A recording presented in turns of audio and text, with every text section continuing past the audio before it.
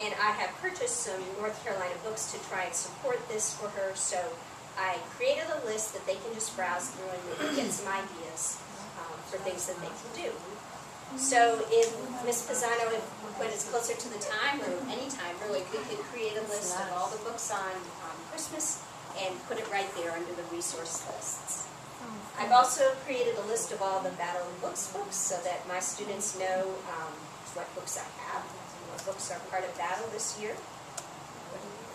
And the third list that I've created is something that I want to talk about a little bit. It's a list of electronic books. And I will tell you, at the end of last year, when we were buying everybody Nooks as going away presents, I had a couple of people talk to me. One was Miss Gilson. One was actually my sister-in-law, who's also a very technological savvy person who had a Kindle. And both of them expressed to me, they expressed this fear, or just they said, do you think the library's going to be around in 10 or 20 years? And I was like, well, I hope so, you know. I love libraries. And what was funny about it was they did too. They were saying how, you know, how they hated the thought of these libraries with rooms full of books going away. But it kind of took me back and made me realize I really need to be thinking about how people are using books now and where we're going in the future, because these book lovers are thinking that it is so convenient with these e-readers that libraries might not be around. So I did some reading over the summer and some investigating, and I still think that libraries will have a viable part in all this. Because even though the technology is different, I actually did, my parents gave me a Nook, and so I have one now too, and I've been trying it out. The technology is different, but it's still, not everybody wants to purchase every single book that they read. There is a lot of free books out there, but not everything, and I think people are still going to want to go to libraries and borrow them.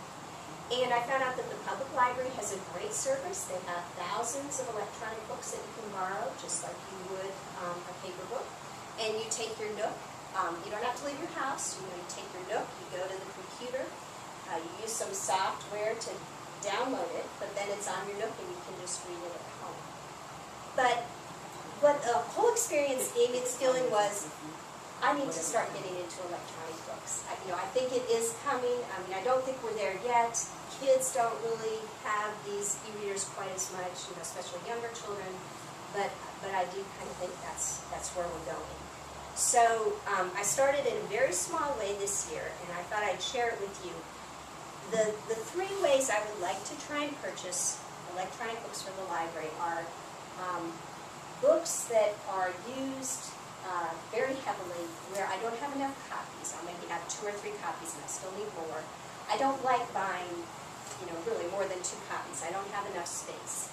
So things like Battle of the Books or The Hunger Games was very popular last year. Something where I need multiple copies. I'm going to try and buy 1 electronic copy. Start doing that. It won't take up shelf space. It won't get lost or damaged. There are some advantages to it. And then they could buy it in the library? Yes, well they could. Even though they didn't buy it yourself?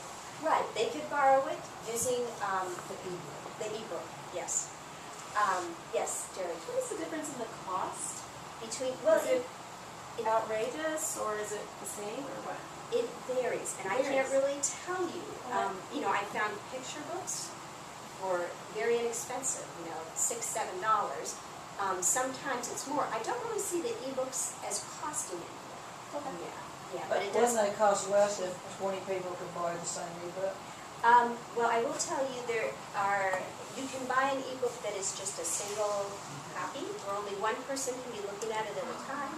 If you want to buy an e-book where multiple people can be doing it at one time, it will cost more. Yeah. But I mean, that's a thought if you wanted a classroom set and willing to use the technology to access it. Yeah, it's a possibility. Okay, so one was books that are very popular or have multiple copies. Another was, I thought, the older kids, their research books might be an area I'd want to buy in. Because those are things I think, even now, they're at home. They didn't get to the library, they didn't have time during the day or they forgot. They could go on their computer, go to my catalog, maybe find a book. you know, I don't have enough now to make it a viable resource, but this would be something I'd like to do. And I've talked a little bit with Margaret about it. You know, I don't know if we can, but books in specific areas where they're going to be researching, if we could get those online. And then the third, and I'll show you this one, picture books. I was thinking for the younger grades, I have one picture book that I purchased called Tacky the Penguin. And let me show you, I've checked it out, so let me show you what it looks like. It's already, Make it big. yeah, I'm making it big. I'll tell you the steps in a minute. Oh, there it goes. I'm going to have to drag this window over to that screen.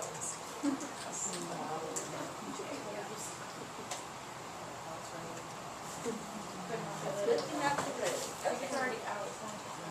Well, I checked it out. You know, I you tested can't this. check I it out tested twice. this yesterday. It was fine. Let me.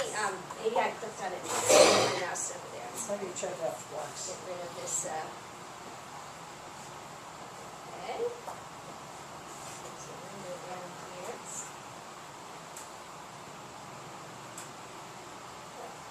That one up. Okay, let's try one more time. If not, we'll look at one of the others.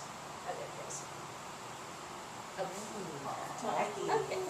So here's Tacky the Penguin, and you could put it up so it's currently just showing you one page at a time. You set it on the screen so that it shows you, you know, 2 pages at a time, just like you were reading the book. And I guess I was almost thinking of this as a replacement for big books. You know, something, again, storage wouldn't be as much of an issue. It'd be large, the kids could see it. We could share them. Because There are a lot of free websites that will bring up this kind of stuff. It's nice you don't have to use that. So we don't really, I mean, we don't even need to buy them. The thought behind buying them would be there might be some that aren't available for free or, Good, Yeah, lovely, angel, neat, and perfect. now, Oh, what nice companions. Kim brings up a good point, and one thing I should say about this is, you know, it's still in flux. I'll look for a picture book that I want, and it's not available electronically yet, you know. And then there's some out there that are free. It's, you know, it's like, it would be nice if they had done everything, and it was all seamless, but it's not, you know.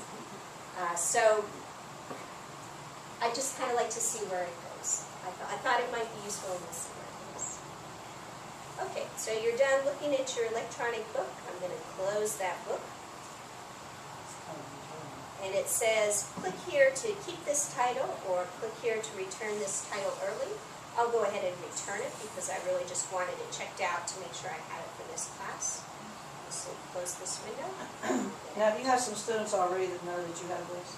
I do. I showed all the students at the beginning of the year, showed them the electronic books that I had. Check anything out yet? They all wanted Tacky the Penguin.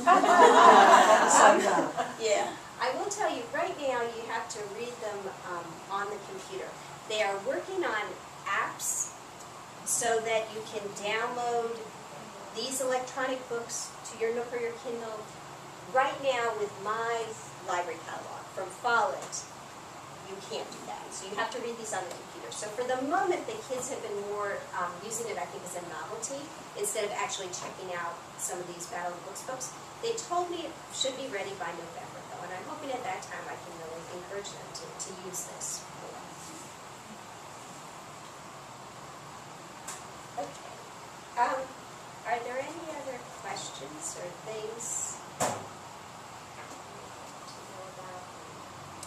This is a little unrelated, but not totally. As I watch these kids, sometimes 3rd graders and 4th graders with these incredibly heavy backpacks on, I think to myself, wouldn't it be nice if they could turn on a computer at home and